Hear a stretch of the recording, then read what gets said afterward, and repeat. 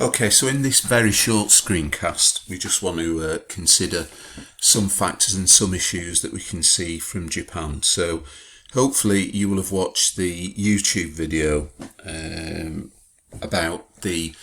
kind of culture of work in Japan and the long hours culture that there is there, and the fact that it's been recognised by the government as being detrimental to certain Japanese workers' health, and there's even a word for karoshi, which is literally death by overwork, I think, which is kind of entered the Japanese language. So this section is called the corporate warrior culture, and this is a term picked up from Grattan and Taylor's book, chapter 4 or chapter 5, I believe it is, which looks at the demand for leisure time, and they spend a short amount of time looking at issues in Japan. So traditionally, looking at some sources of data, Japan has had higher working hours than either the USA or Western Europe, and that this is an exploitation, that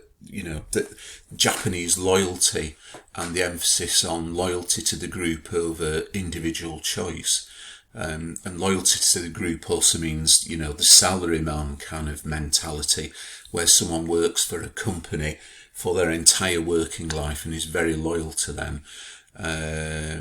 so that they work long hours, and to the extent that they are working 30% of their time on unpaid overtime, and that the Japanese have some of the lowest amount of free time per day. And at this stage, I don't want to get into debates of what is work and what is leisure and what is free time and what is obligated time, but quite often in definitions of sport and leisure,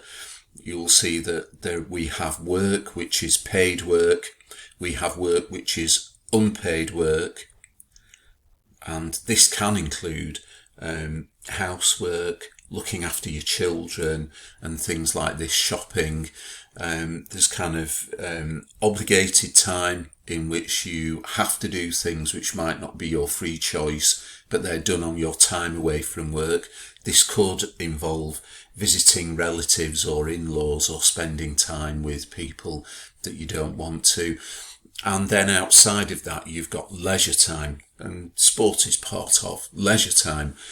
for the vast majority of people. So Harada and Ono, both estimated that the Japanese have on average 1 hour per day of free time. Now, in the video that we looked at, we saw that there are some government interventions to try to encourage a reduction in working time and for Japanese workers to take more of their annual leave. And it has to be said that there is a generational issue here, according to Grattan and Taylor, and that younger generations are showing a greater interest in leisure time and sport as part of the leisure time activities that they engage in. So in the next screencast, I just want to look at the concept of the overworked British. As we've seen, the British kind of pattern of reduced work hours does mirror to some extent the American. So in the next set of screencasts, I want to look in some detail at evidence for patterns of work and implications for leisure in Britain.